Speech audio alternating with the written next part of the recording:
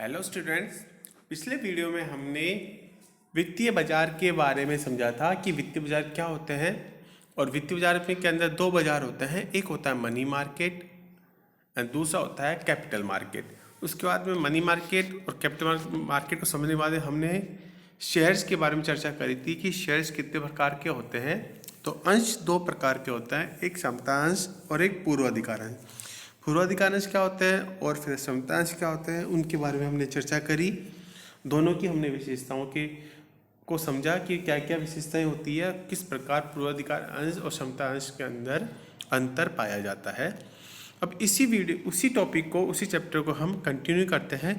अब हम देखते हैं आज कि शेयर बाजारों में निवेशकों के कितने प्रकार होते हैं। तो शेयर बाजार होते हैं, उसके अंदर निवेशक दो प्रकार के होते हैं, एक तो वास्तविक निवेशक और दूसरा होता है व्यापारी यानी सट्टेबाजी निवेशक। तो जो वास्तविक निवेशक होते हैं स्टूडेंट्स, इस प्रकार के जो व्यक्ति होते हैं सामान्यतः अपनी बचत को लंबी अवधि के लिए निवेश करते हैं, यानी एक लॉन्ग पीरियड के लिए वह निवेश करते हैं, इन्वेस्टमेंट करते हैं। तो ऐसे जो निवेशक होते हैं वो वास्तविक निवेशक कहलाते हैं। और जो दूसरे निवेशक होते हैं व्यापारी यानी सट्टेबाज, वह इस प्रकार के जो व्यक्ति बाजार में उतार चढ़ाव का लाभ उठाने के लिए अल्पकालीन लेन देन करते हैं। तो ऐसे जो निवेशक होते हैं उन्हें सट्टे बाजार या व्यापारी निवेशक कहते हैं। तो सट्टे बाजार की प्रकृति, दो प्रकृति होती है स्टूडेंट। एक होते हैं तेजड़िया, जिसको हम बुल, और मंदड़िया यानी बियर। ये जो शेयर तेजड़िया और मंदड़िया, ये दो शब्द होते हैं जिसका संबंध शेयर मार्केट से होता है स्टूडेंट्स। हमेशा बुल होता है, वो बुल प्रकृति वाले, जो बुल प्रवृत्ति वाले जो लोग होते हैं उनका मानना होता है कि शेयर मार्केट के अंदर बाजार तेजी से ऊपर जाएगा, यानी जो शेयर की जो कीमतें होती है वो ऊपर की तरफ जाएगी। ये तेजड़िया प्रवृत्ति वाले निवेशक की सोच होती है। जबकि जो मंदड़िया यानी बियर प्रकृति वाले जो निवेशक होते हैं उनकी सोच होता है कि मार्केट डाउन होएगा, डाउन यानी शेयर की रेटें डाउन होएगी। तो जब व्यक्ति तेजड़िया या बुल, जो इस प्रकार के जो निवेशक होते हैं वो क्या करते हैं कि शेयर्स को खरीदते हैं, ये सोच के कि आने वाले टाइम में फ्यूचर के अंदर इनकी रेट बढ़ेगी, तो वो शेयर को खरीदते हैं। तो इस प्रकार की जो ट्रेडिंग करते हैं, ऐसे शेयर को खरीदते हैं, उनको हम कहते हैं तेजड़िया। और जो निवेशक ये सोचते हैं कि शेयर मार्केट डाउन होएगा, और डाउन होएगा तो ये सोचकर वो शेयर को क्या करते हैं, बेचते हैं। शेयर को वर्तमान में बेचते हैं और जब डाउन हो जाएगा उसको परचेज कर लेते हैं। तो इस तरह की सोच रखने वालों को हम क्या कहते हैं, मंदड़िया। तो स्टूडेंट्स, शेयर बाजार में लेन देन करने के लिए 3 खातों का होना आवश्यक होता है। और ये 3 खाते कौन कौन से हैं, हम एक बार चेक करते हैं। एक होता है बैंक खाता, दूसरा होता है डीमेट, और तीसरा होता है ट्रेडिंग अकाउंट यानी व्यापार खाता। जो डीमेट खाता होता है उसके बारे में हम कुछ देखते हैं कि क्या होता है डीमेट खाता। तो प्राचीन समय से अंश खरीदने पर कागज का प्रमाण पत्र यानी भौतिक स्वरूप जारी किया जाता था। अंशों के भौतिक स्वरूप को डिजिटल या इलेक्ट्रॉनिक स्वरूप में बदलने के लिए अभौतिकीकरण कहलाता है। यानी अंशों के भौतिक स्वरूप को डिजिटल या इलेक्ट्रॉनिक स्वरूप में अंदर बदलना क्या कहलाता है, अभौतिकीकरण कहलाता है। जिस खाते में अंश डिजिटल स्वरूप में रखे जाते हैं उसे हम क्या कहते हैं, demat account. Demat account depository के पास खुलवाया जाता है। और ये डिपॉजिटरी 2 प्रकार के होते हैं भारत के अंदर। एक होता है NSDL यानी नेशनल सिक्योरिटी डिपॉजिटरीज लिमिटेड। इसकी स्थापना 1996 में हुई थी और इसके जो मुख्य संस्था है वह है NSE यानी नेशनल स्टॉक एक्सचेंज।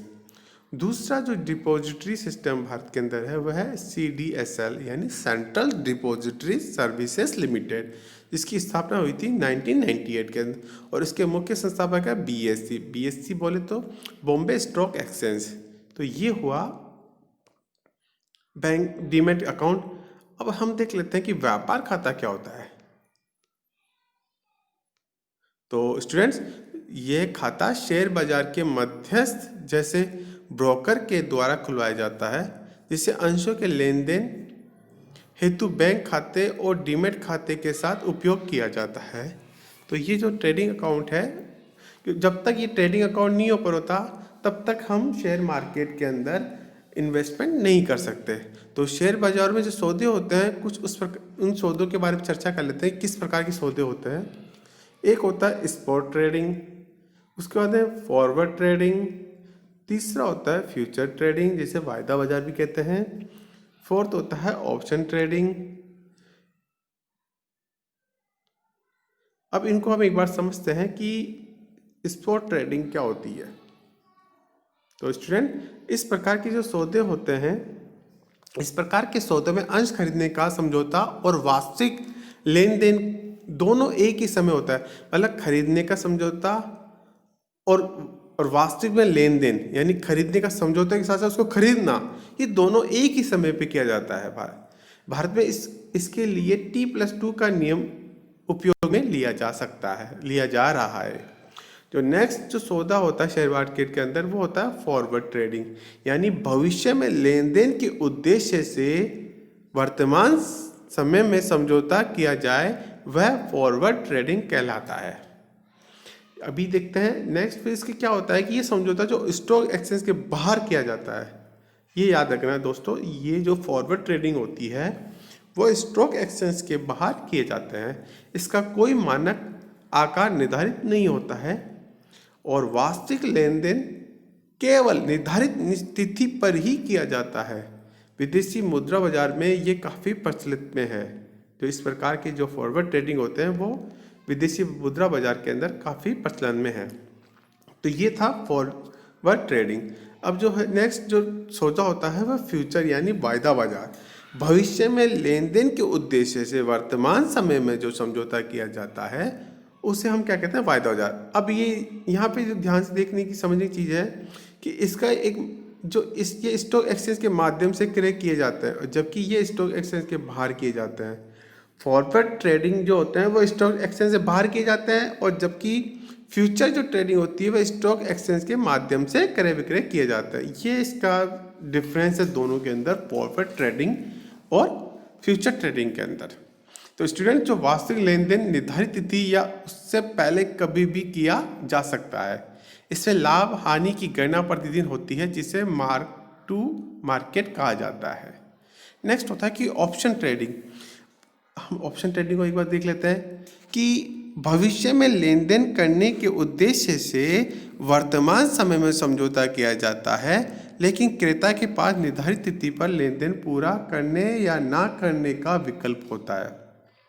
यानी ऑप्शन ट्रेडिंग का मतलब कि फ्यूचर के अंदर कि हम सेल करेंगे कि शॉर्ट शेयर खरीदेंगे कि बेचेंगे, इसका समझौता वर्तमान में ही कर लिया जाता है। इसका सौदा वर्तमान में कर लिया जाता है कि आगे जो फ्यूचर के अंदर क्या पोजीशन ली जाएगी, शॉर्ट किया जाएगा कि लॉन्ग टर्म्स यानी खरीदा जाएगा। शॉर्ट यानी बेचना और खरीदना, और बाकी खरीदना होता है इसको। तो जो इस प्रकार के जो सौदा वर्तमान में ही भविष्य के मार्केट की परिस्थितियों को देखकर जो किया जाए उसको हम क्या कहते हैं, ऑप्शन ट्रेडिंग। नेक्स्ट देखते हैं कि शॉर्ट सेलिंग। तो स्टूडेंट, शॉर्ट सेलिंग क्या होती है, बिना अंशों के धारक होते हुए भी उन्हें बेच देना शॉर्ट सेलिंग कहलाता है। यानी इस प्रकार के जो निवेशक होते हैं वो क्या सोचते हैं कि आगे जाके मार्केट फ्यूचर के अंदर मार्केट डाउन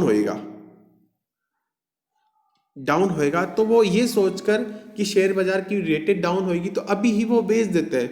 ये चीज समझिए कि अभी शॉर्ट एग्जांपल के लिए किसी शेयर की मार्केट 100 रुपये है वर्तमान के अंदर। अब वो सोचता है कि आगे अगले हफ्ते तक या एक महीने बाद इसकी जो रेट होगी वो होगी 50 रुपये। तो इस तरह से वो 100 रुपये में बेचता है और 50 रुपये में जब उसकी रेट खरीद लेता है तो वो उसको प्रॉफिट हुआ 50 का। यानी उसने 100 में खरीदा, 100 में बेचा और 50 में खरीदा। तो ये कब होता है, जब उसको उम्मीद होती है कि आगे जाके मार्केट डाउन होएगा। तो इस प्रकार की जो सोचते हैं वो किस प्रकार के निवेशक होते हैं, वो बियर। हमने जो मंदड़िया हमने चर्चा करी थी पिछले वीडियो में, तो जो मंदड़िया होते हैं वो इस प्रकार की शॉर्ट सेलिंग करते हैं। नेक्स्ट होता है कि आर्बिट्रेज, यानी आर्बिट्रेज का अर्थ होता है जोखिम रहित लाभ। एक ही अंश के अलग अलग बाजारों में एक ही समय में अलग अलग मूल्य होने पर मूल्य का जो अंतर का लाभ उठाना, उनको क्या कहते हैं, आर्बिट्रेज कहलाते हैं। यानी एक ही शेयर का अलग अलग बाजारों में अलग अलग रेट होना, और जिस रेट पर ज़्यादा, जिस मार्केट के अंदर जिस अंश की ज़्यादा रेट है वहाँ पर उसका लेन देन करना, इस प्रकार के जो निवेशक होते हैं वो क्या होते हैं, आर्बिट्रेज कहलाते हैं। ये हुए कुछ इस प्रकार के शेयर मार्केट से रिलेटिव। हम नेक्स्ट देखते हैं कि म्यूचुअल फंड क्या होता है, तो इसका हम चर्चा करेंगे नेक्स्ट वीडियो में। Thank you.